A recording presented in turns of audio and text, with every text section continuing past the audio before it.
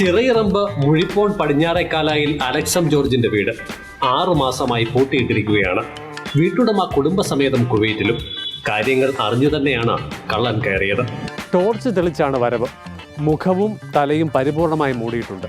ഷർട്ടും ബെർമുടയുമാണ് വേഷം. ഇടതുകൈയിൽ വാച്ചുമുണ്ട്. സമയം പുലർച്ചെ 3:30. നാട്ടുകാരാകെ നല്ല ഉറക്കത്തിലായ തക്കം നോക്കിയാണ് കക്ഷി മതിൽ ചാടിക്കടന്നത്.